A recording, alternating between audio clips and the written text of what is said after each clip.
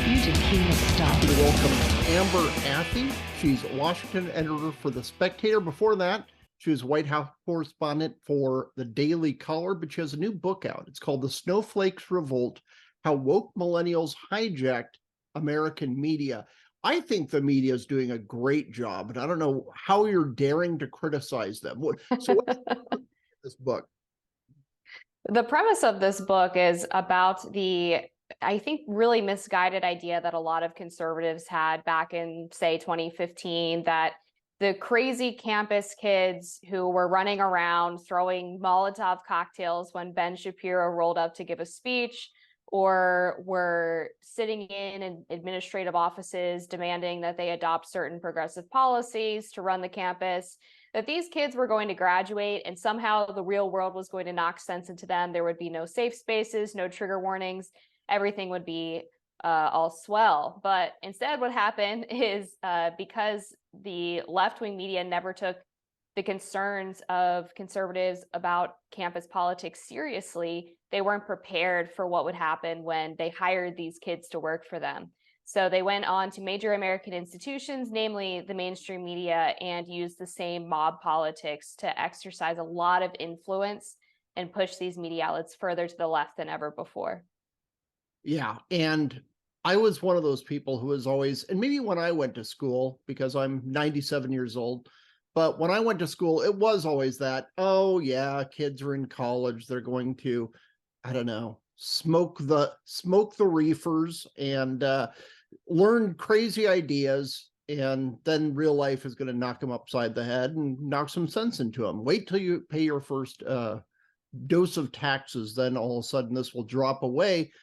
But instead of dropping away, they're just carrying this campus madness along with them to HR departments, to huge corporations, and that obviously includes media.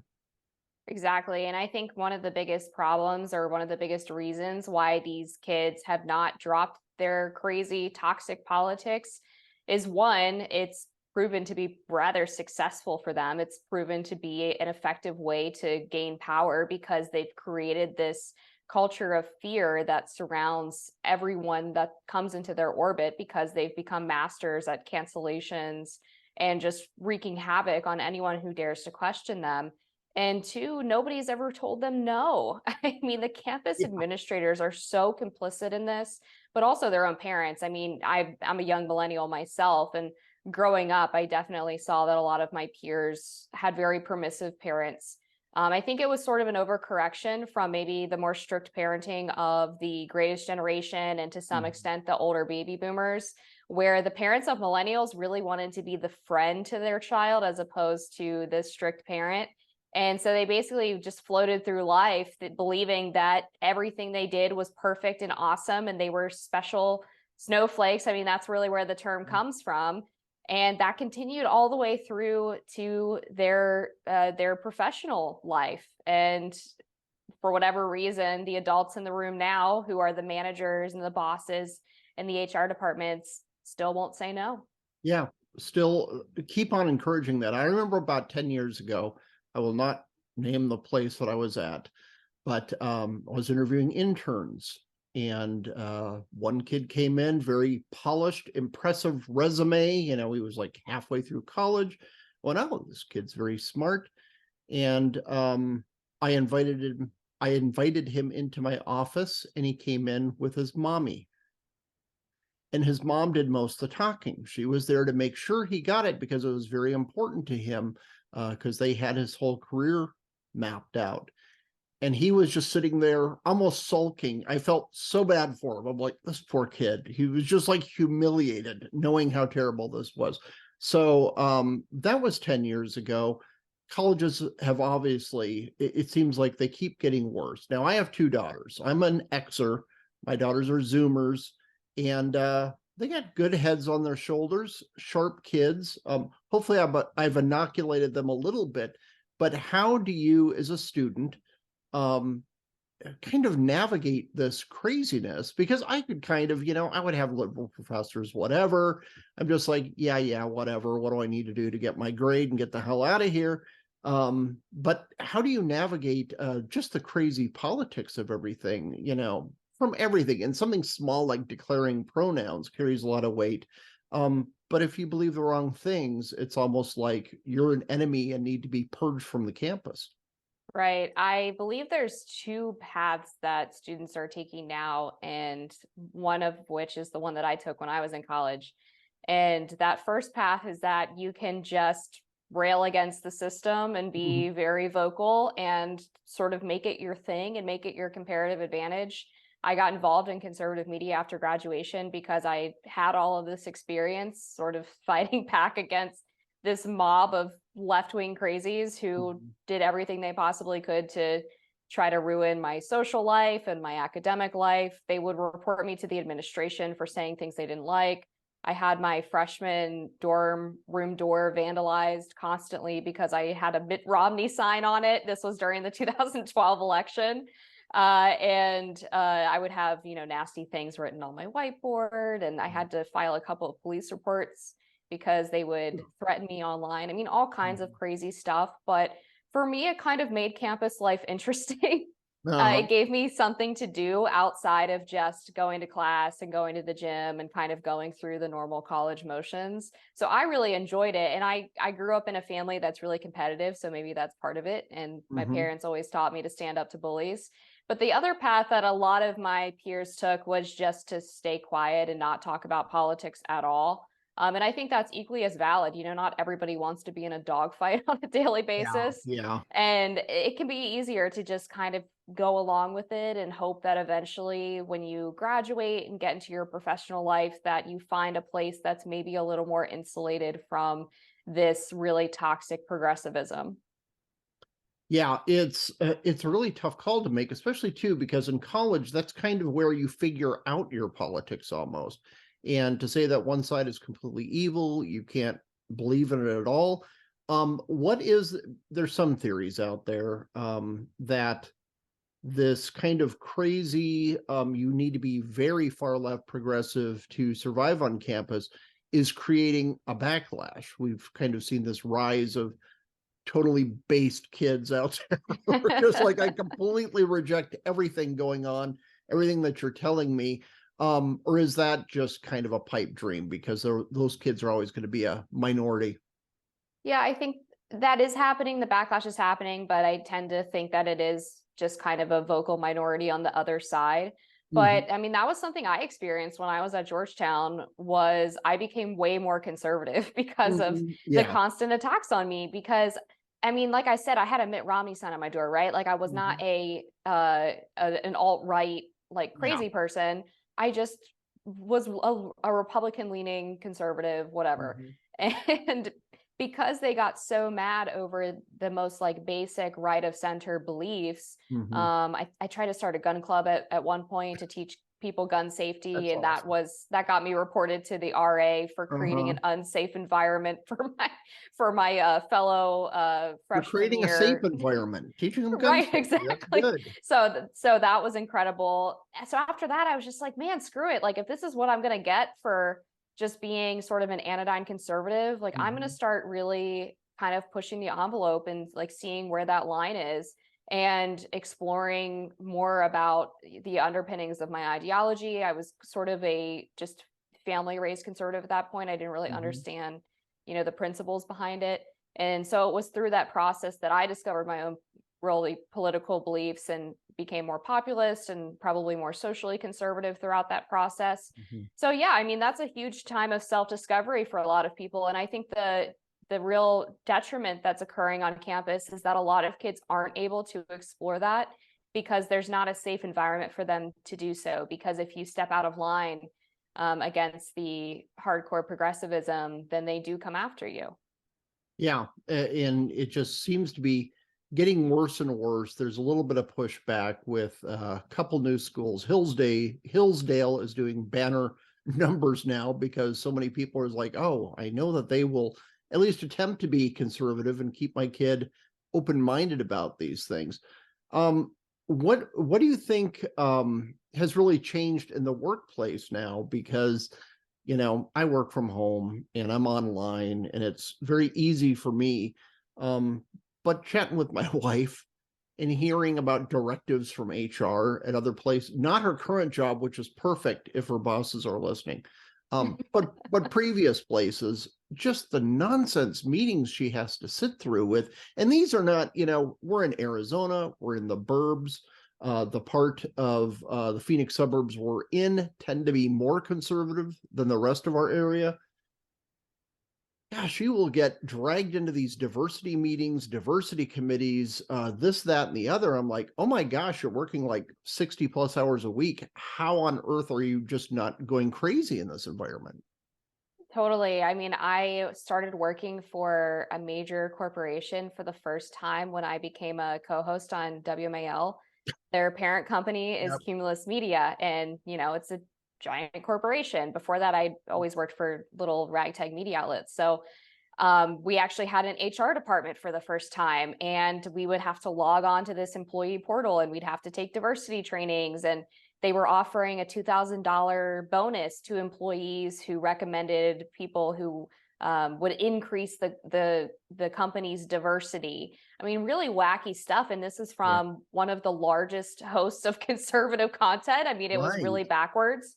And what I learned throughout the research for this book is that it's not just the fear of, I think, negative PR, sort of the social ramifications for the people who run these companies, but there's also a legal aspect to it. I talked to a lot of civil rights lawyers recently about these anti-racist directives that a lot of companies are pushing through.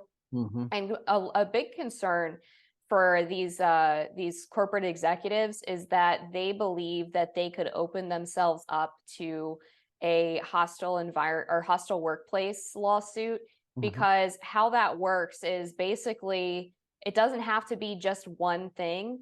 An employee can identify maybe, let's say, 5 to 10 different incidents that would be identified as pinpricks, and those can add up to create a hostile workplace. So if you're a woke millennial sitting in your corporate meetings and someone lobbies a microaggression against you, and then you notice next week you go to the bathroom and your white coworker doesn't hold the door open for you or something along those lines, you eventually have the grounds to complain legally that the company is actually toxic and hostile towards you. So I think that is one of the other reasons why these companies are being so sensitive. It's because there's been such an increase in these types of ridiculous lawsuits that tie them up with, lots of resources and money. Yeah, and it's just strange to see the crazy culture reversal, because like joking around in the office, I might have done a little too much of that, and that's why I'm working from home now. But I worked at a place many years ago where most of the executives were Black, and I thought this was hilarious. Not my boss, who was Black, but his boss, who is also Black, said right when I was introduced to him, he's like, "It's good to see another white employee. I want to expand my plantation." So I thought that was hilarious. And apparently so did everybody around there. But, he would rag on me for being white. And, I would very politely rag on him because he was just a goofball boss. But it was like this joking around that everybody did. Everybody seemed fine with it. And now everybody's just like terrified to hire anybody because, oh my gosh, is this just a lawsuit waiting to happen? Especially as you say, if there's a lot of people complaining about things, even innocuous things, it gives the company a black eye and they could be sued that much more easily. Exactly. I mean, think about, there was an article that Taylor Lorenz actually wrote about the greatest CEO. Living journalist, by the way. She's No offense incredible. to you. Yeah. She is incredible. So she wrote this article about the CEO of Away, which is a luggage company. And this woman's name is Steph Corey. And when you read the article, it's framed as if Steph Corey is this horrific, abusive boss. But then you go through the examples, and the examples if you analyze them, on a singular basis, are nothing. It's like, oh, she asked employees to stay late, or she really wanted people to work hard. And somehow 5 or 10 of these examples get added up into Steph Curry is a horrible abuser and needs to be pushed out of the company. And that kind of mindset is really the mindset of so much of my generation. And I think it really does go back to just that that concept of being raised to think that you are like God's gift to earth, and this incredible narcissism that has been implanted in so many of our brains.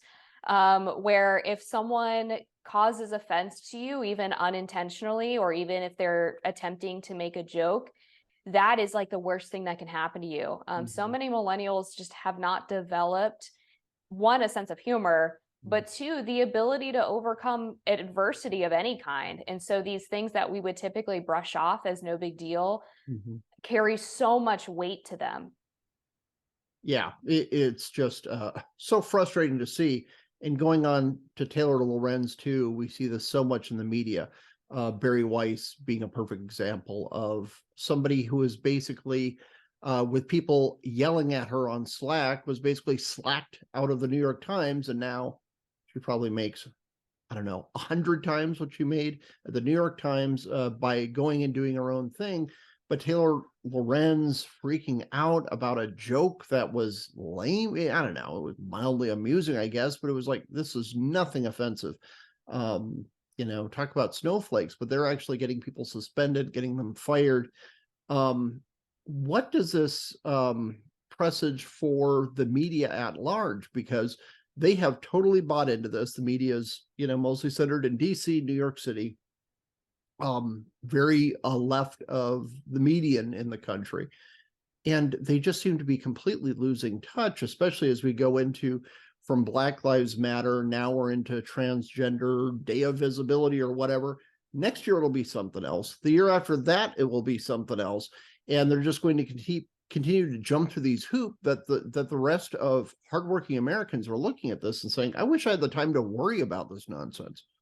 I think this is going to eat them from the inside out because, as you mentioned, they're hemorrhaging talent. I mean, journalists who actually, might be liberal, but actually believe in journalistic ethics, really are trying to find the truth, really want to bring factual information to Americans. They care about the issues. Those people are no longer welcome at the big corporate legacy media outlets like the New York Times and the Washington Post. They are leaving in droves to start their own ventures because they're actually the victims of a hostile workplace environment at this point.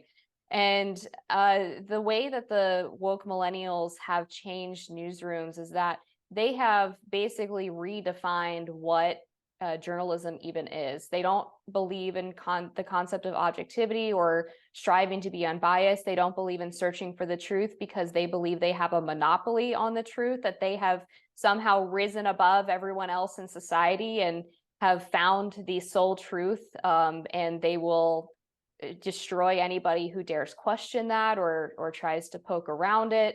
And they believe that journalism is about fighting for marginalized and oppressed groups, not finding the truth.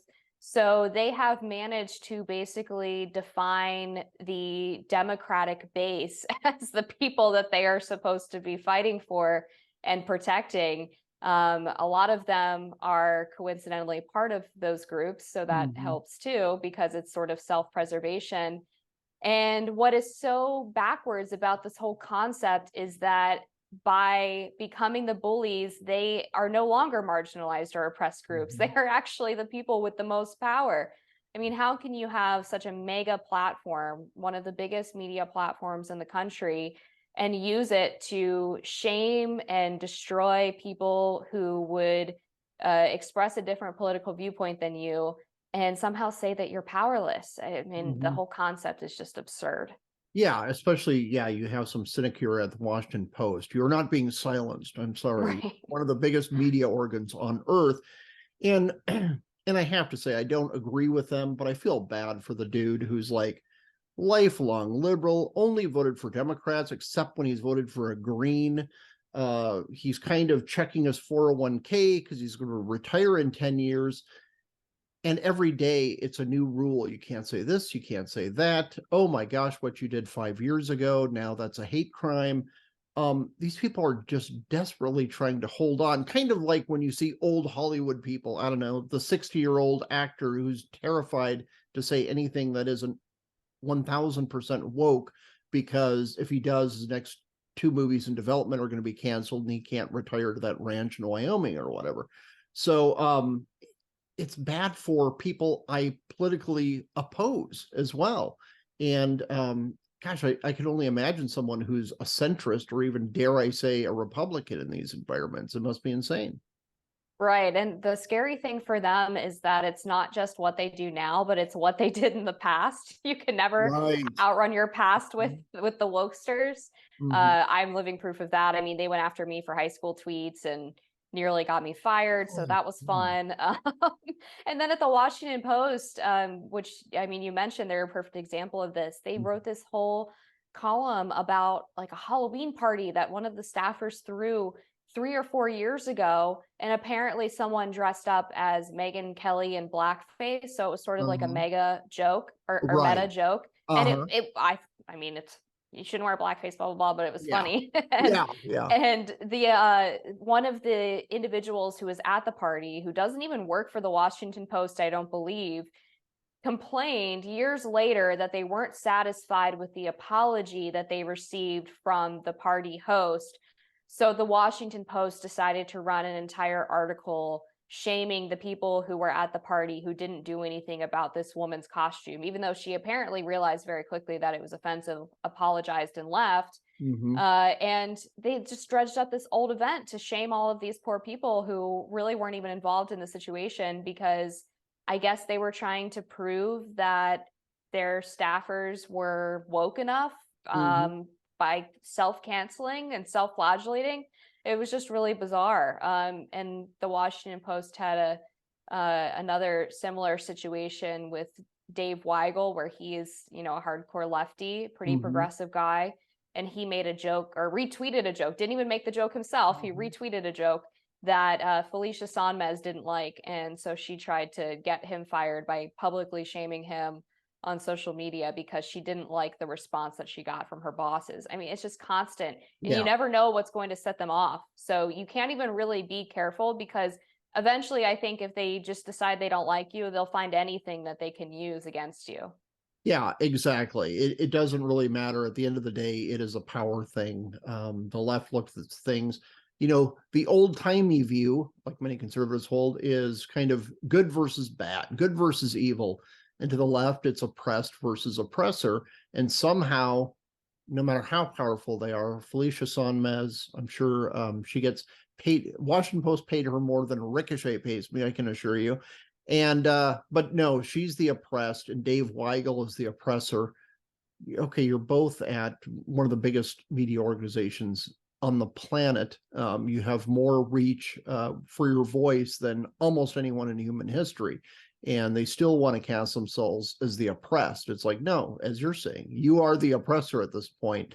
The other thing that you see too, and you hear a lot of people talk about wokeness being, you know, like in a religion.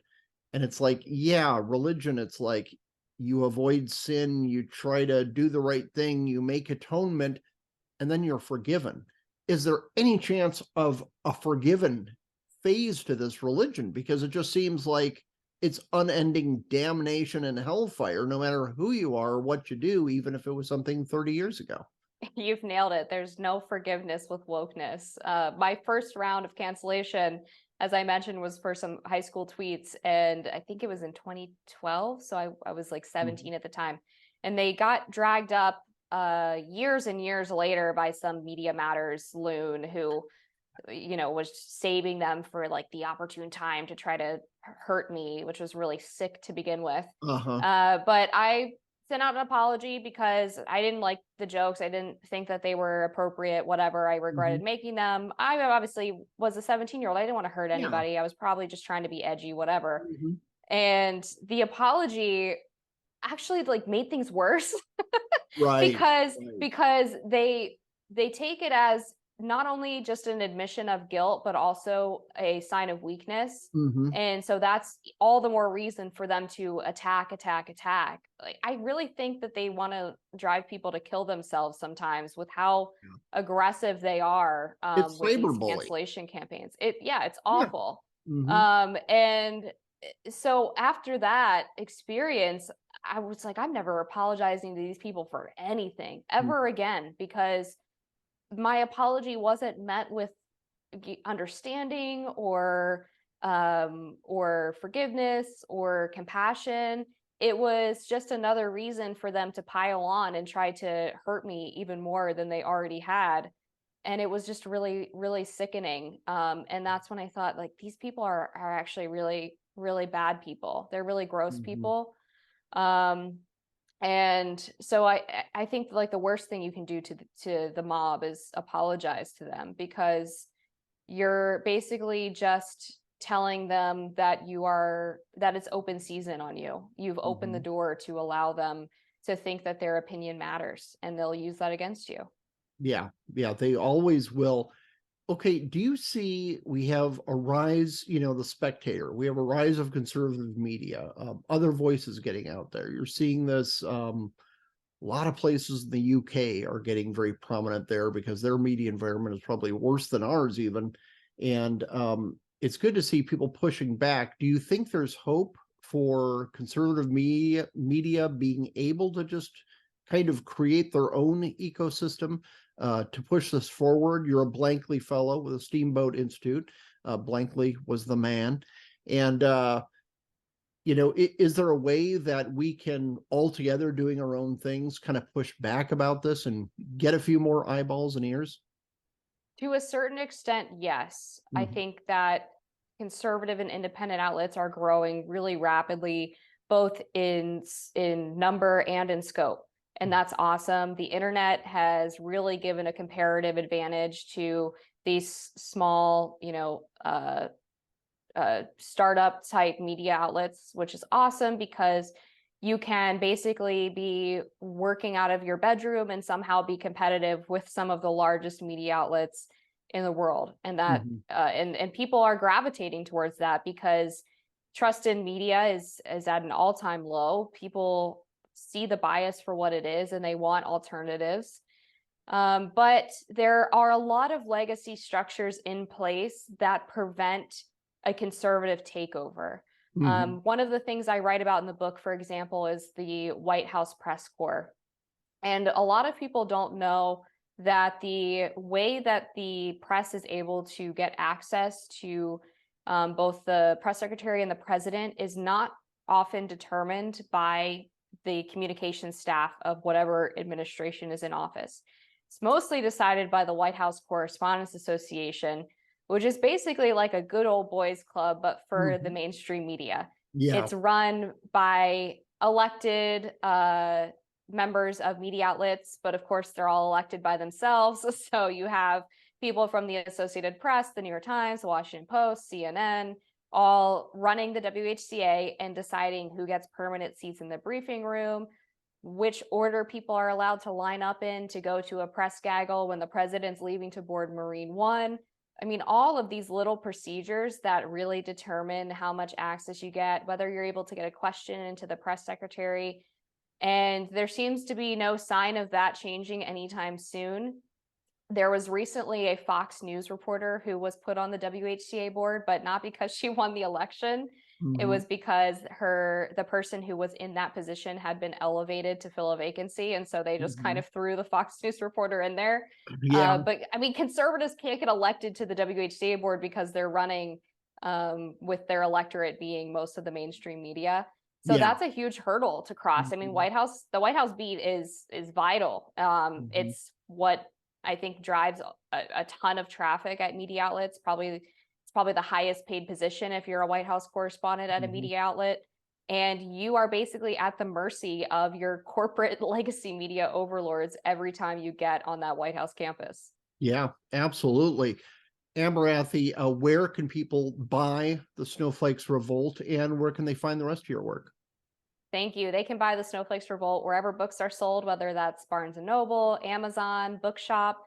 pick your poison sort of thing. There's also an ebook available on Amazon, I believe. Mhm. And they can check out my other work at thespectator.com or catch my radio show on Sunday nights on WCBM at 6 p.m. Eastern. Awesome. We will include links for everything. Thanks so much for spending time with us. And everybody go out and buy the book, for crying out loud. I'm tired of telling Thank you. for being on. Thanks.